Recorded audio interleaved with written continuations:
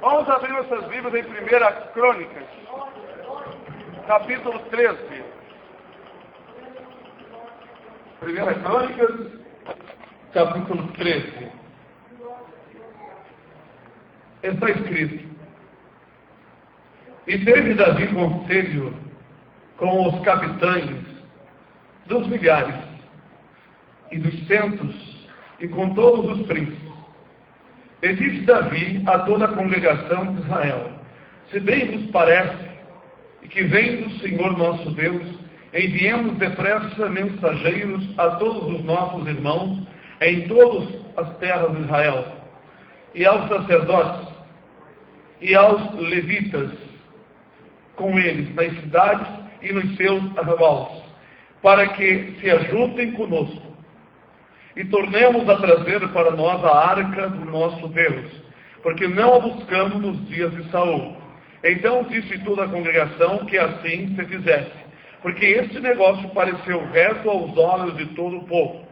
Ajuntou, pois, Davi e todo Israel, desde Sior do Egito até chegar a Mate, para trazer a arca de Deus de Kiriate Jearim.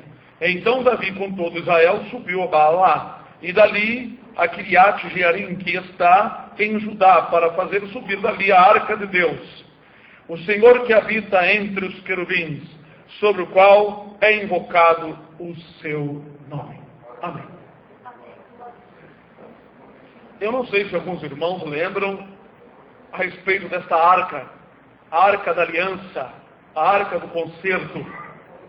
Esta arca, feita de madeira também de cetim, ela tinha dentro as duas tábuas que Deus tinha feito, ou seja, Deus escreveu nelas, porque as primeiras que Deus fez foi quebradas, as segundas Moisés esculpiu e o Senhor escreveu.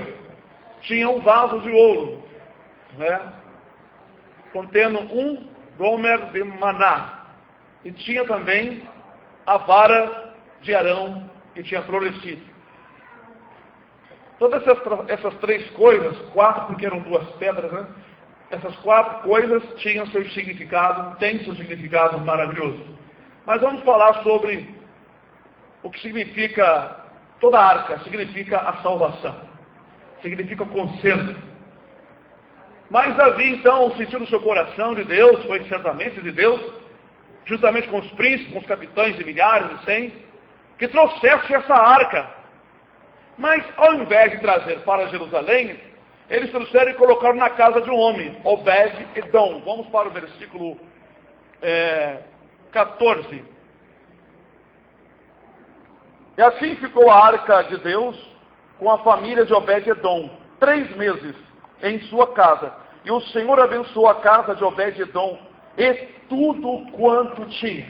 Agora, por que esta arca foi para a casa de Obed-Edom?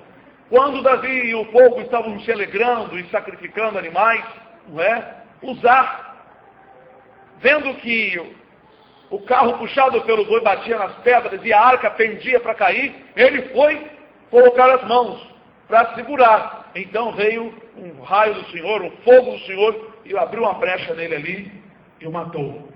Por isso chamou aquele lugar Perez Uzá.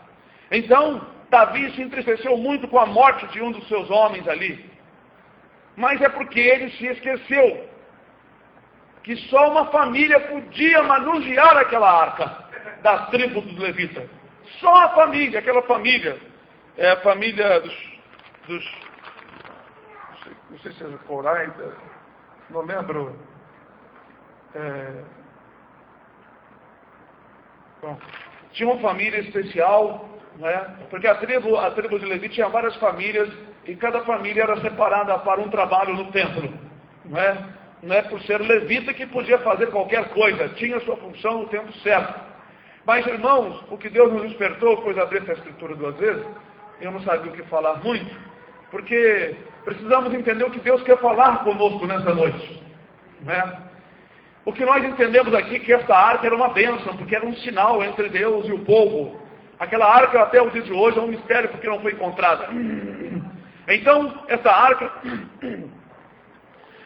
arca, ela era uma bênção no meio do povo. Porém, Davi, por causa daquele momento incerto, que aquele homem foi ferido, ele, temendo trazer a arca para si, deixou na casa de Obed-edom. Mas passados 3 meses, foi notório Davi que Deus abençoou tudo na casa daquele homem. Tudo!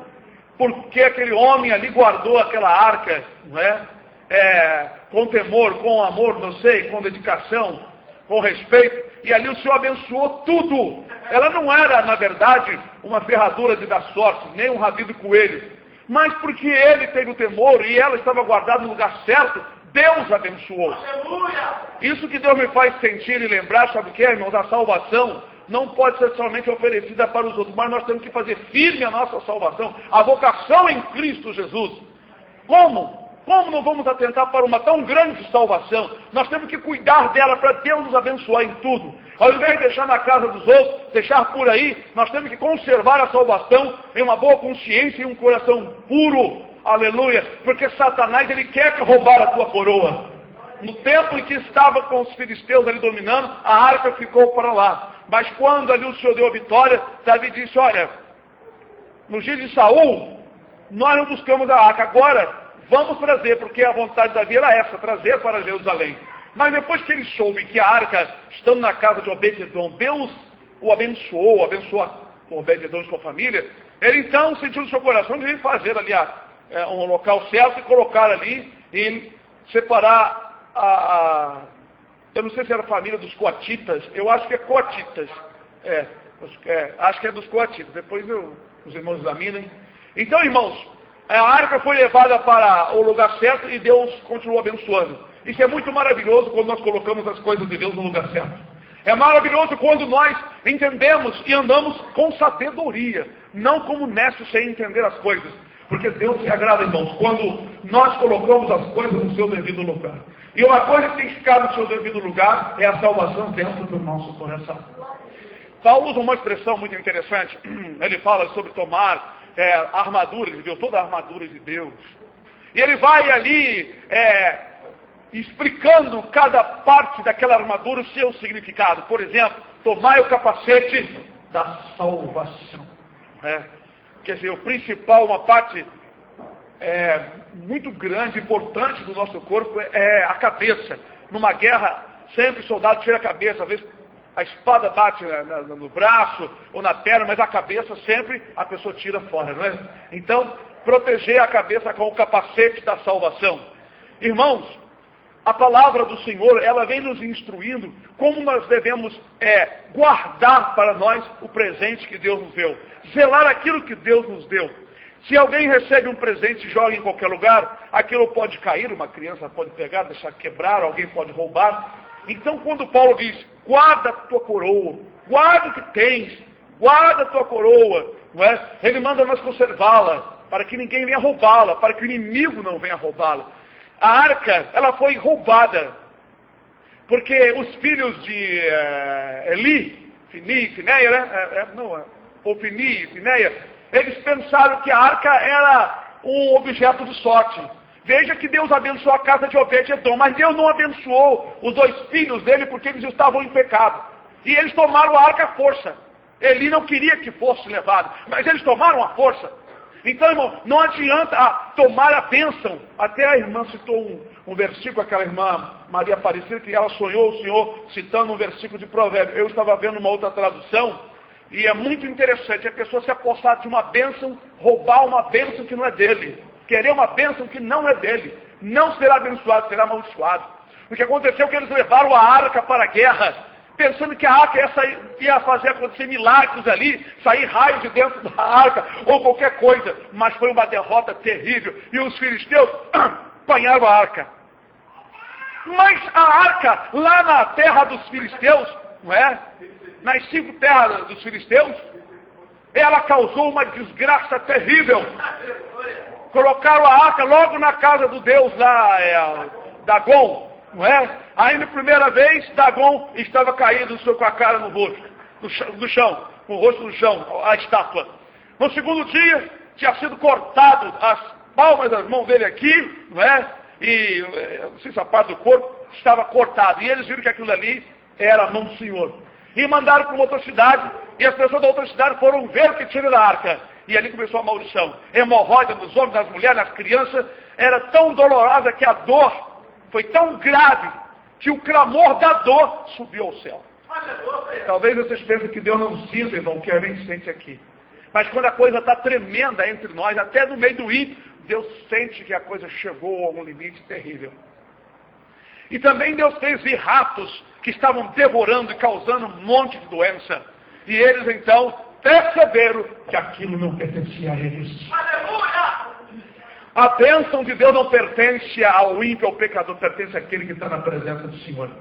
Mas aquele que sabe usar, aquele que está, na verdade, né, na posição para usar a bênção do Senhor.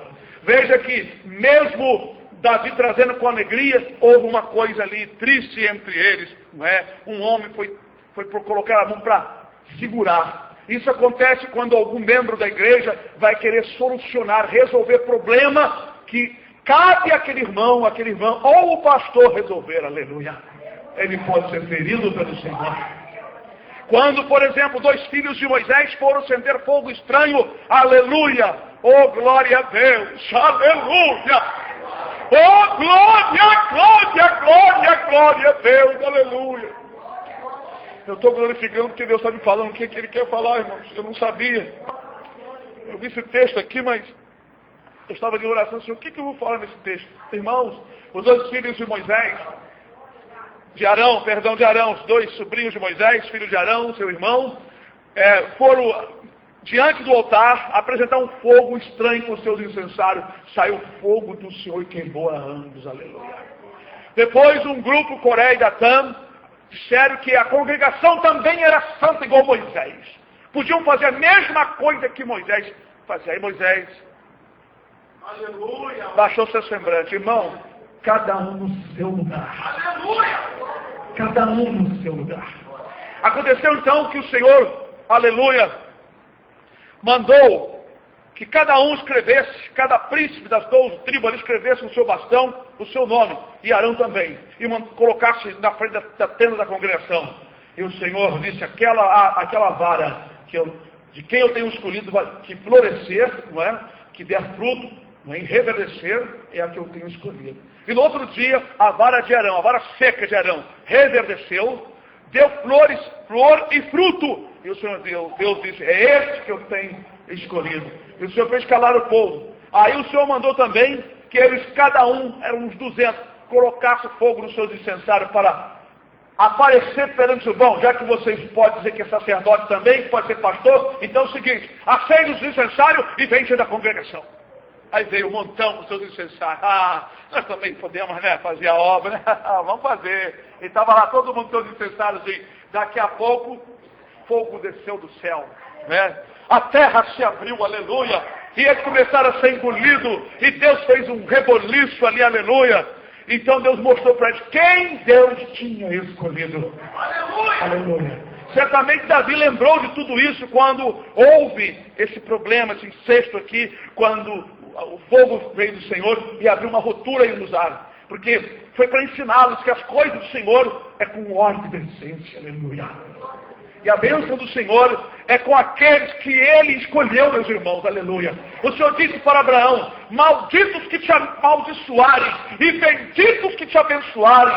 Aleluia, os que te abençoarem, eu abençoarei, Senhor, aleluia. Bendito seja o nome do Senhor. Então, irmão, quando a bênção do Senhor está sobre alguém, é sobre Ele, aleluia. Quando o Senhor te dá a bênção para você, é sua. Guarda, conserva, não dá para ninguém, aleluia. Bendito seja o nome do Senhor.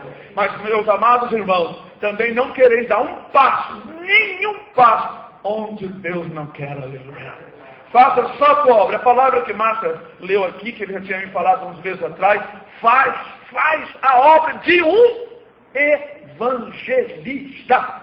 Porque o trabalho do evangelho, irmãos, de levar, o trabalho do evangelista é um trabalho muito, muito, muito grande.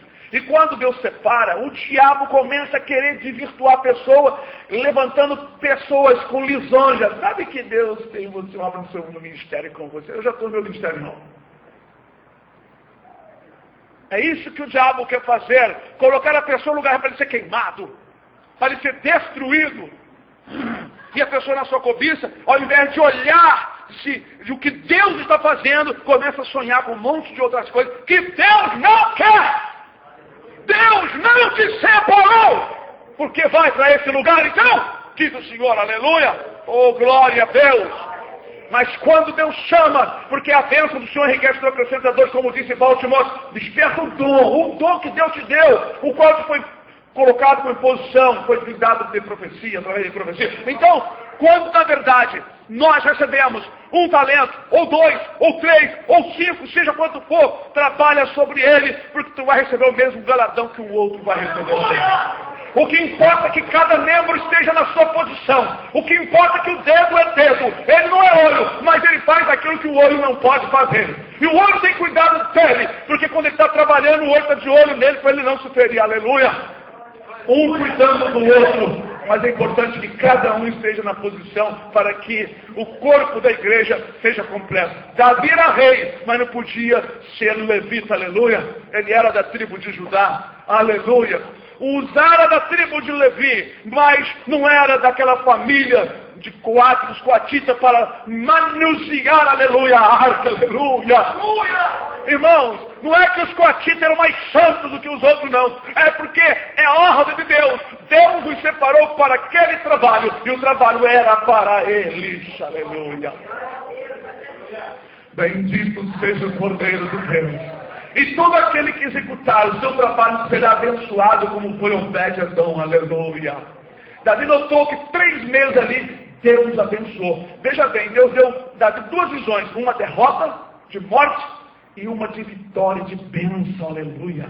Para Davi e os outros aprenderem, eu quero as coisas no seu devido lugar. Eu quero cada um executando o que eu mandei, aleluia. Não que cada um acha que está certo ou que esteja errado, aleluia. Mas cada um na sua posição. E assim, Deus vai abençoar a todos, aleluia. Eu não sei nem por que eu estou falando sinceramente, irmão. Mas Deus que conhece a igreja, sabe das nossas necessidades.